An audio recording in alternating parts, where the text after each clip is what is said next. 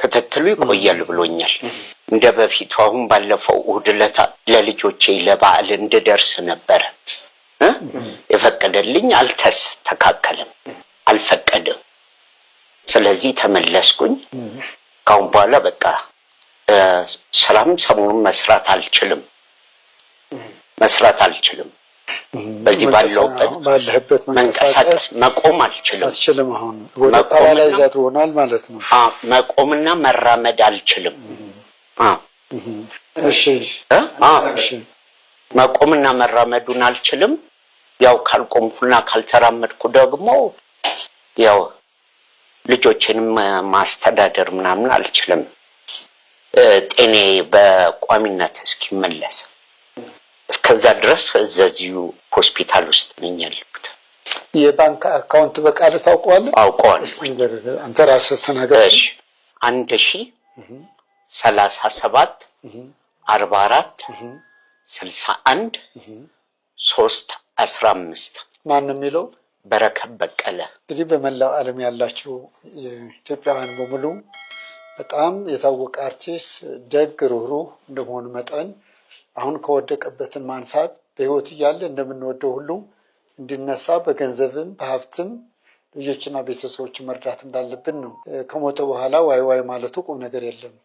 በህይወት የረዳነው እንደሆነ ግን እሱ ደስ ይለዋልና አንድ ነገር እንድናደርግለት ነው አደራ የምንለው።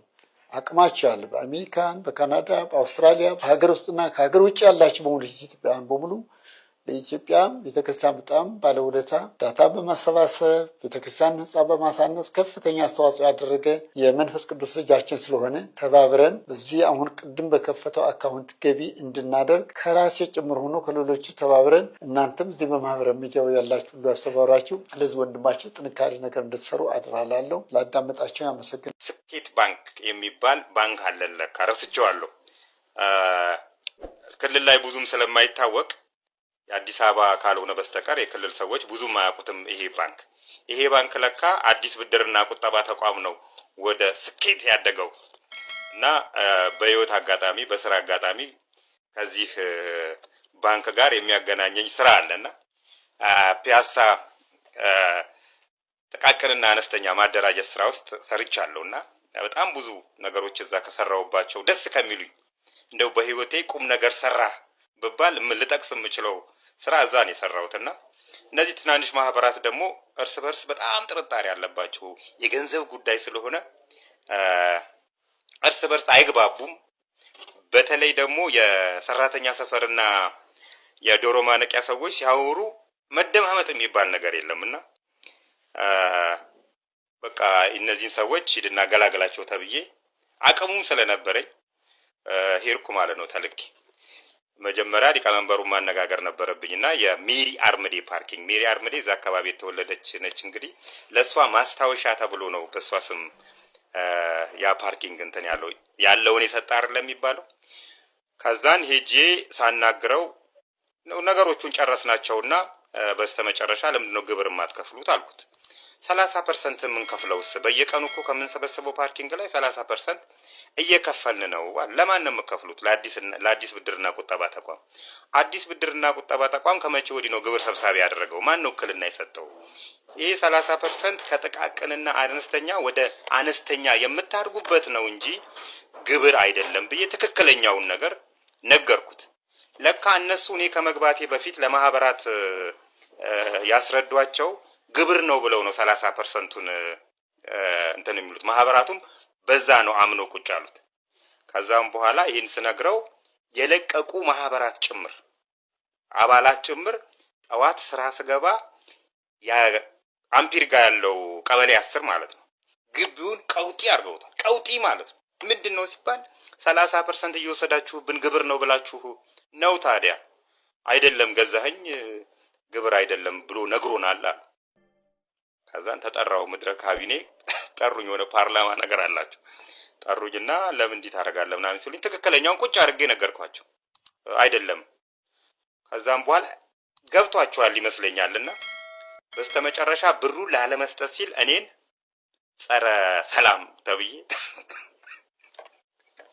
ባዚዎች ነገር ብዙ ጊዜ የምከሰስባት ነችና ጸረ ሰላም ጸረ ልማት የማያውቁ ሰዎች እዛ የሆኑ የድድብና አክሊል የተሸከሙ ሰዎች ናቸው እዛ የነበሩትና በጊዜው ይሄን ከማለት ውጪ ሌላ ሊሉኝ አይችሉምና ሜቢ ስኬት ባንክ እንደዚህ 30%ን ይዘነው ወደ ስኬት ባንክ ያደከው ወይስ ለማህበራቱ መልሰሃል የሚል ጥያቄ ለዛሬ ላንሳ። የፍትህ አካላትም እንዲስተካከል ብታደርጉ መልካም ነው። ቢኮዝ አምቦ ላይ ትላንትና አምቦ ላይ አንድ ወጠጤ ጎረምሳ ሰዎችን ሲደበድብ በቪዲዮ እየቀረጸ ሲደበድብ ታይቷል።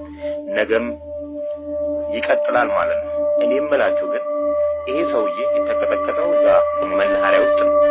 መናኸሪያ ሰው አለ፣ በጣም ብዙ ሰው ይኖራል። እንዴት አንድ ሰው ምንድነው ችግሩ? ቆይ እስቲ እንወያይ፣ እንነጋገር፣ ተው የሚል አንድ ሰው አንድ የመሰለ አንድ ምራቅ ያወጣ ሰው እንዴት ይጠፋል? ሁሉም የድርሻዬን ቀመስ እያለ የሚነሳበት ሁኔታዎች እንዴት እንደዚህ አይነት አስተሳሰቦች ሊኖሩ ይችላሉ? እንዴት ሽማግሌ ጠፋ? እንዴት ትልቅ ሰው ጠፋ? መናኸሪያ ውስጥ እንግዲህ ሀገር ሰው ነው የሚኖረው። የባሌ ሰውም ባይኖር ሲጀምር እንደውም የባሌ ሽማግሌዎች ሀገር ነች፣ የእርቅ ሀገር ነች። እንዴት ይህን ያህል ዝቀጥን የሚል ጥያቄ ግን ዛሬ ድረስ ይመላለስብኛል። ስኬት ባንክ የሚባል ባንክ አለን ለካ፣ ረስቼዋለሁ። ክልል ላይ ብዙም ስለማይታወቅ የአዲስ አበባ ካልሆነ በስተቀር የክልል ሰዎች ብዙም አያውቁትም። ይሄ ባንክ ለካ አዲስ ብድርና ቁጠባ ተቋም ነው ወደ ስኬት ያደገው እና በህይወት አጋጣሚ በስራ አጋጣሚ ከዚህ ባንክ ጋር የሚያገናኘኝ ስራ አለና ፒያሳ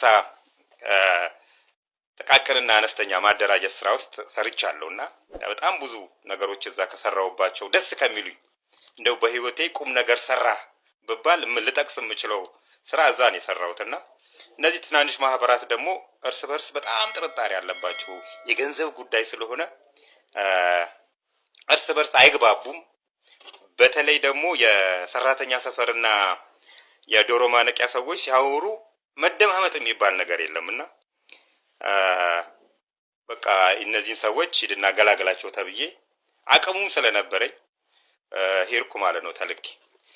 መጀመሪያ ሊቀመንበሩን ማነጋገር ነበረብኝና የሜሪ አርምዴ ፓርኪንግ ሜሪ አርምዴ እዛ አካባቢ የተወለደች ነች። እንግዲህ ለሷ ማስታወሻ ተብሎ ነው በሷ ስም ያ ፓርኪንግ እንትን ያለውን የሰጠ አይደለም የሚባለው። ከዛን ሄጄ ሳናግረው ነገሮቹን ጨረስናቸውና በስተመጨረሻ ለምንድነው ግብር የማትከፍሉት አልኩት። 30% የምንከፍለውስ በየቀኑ እኮ ከምንሰበስበው ፓርኪንግ ላይ 30% እየከፈልን ነው። ለማን ነው የምከፍሉት? ለአዲስ ብድርና ቁጠባ ተቋም። አዲስ ብድርና ቁጠባ ተቋም ከመቼ ወዲህ ነው ግብር ሰብሳቢ ያደረገው? ማን ነው እክልና የሰጠው? ይሄ 30% ከጥቃቅንና አነስተኛ ወደ አነስተኛ የምታርጉበት ነው እንጂ ግብር አይደለም ብዬ ትክክለኛውን ነገር ነገርኩት።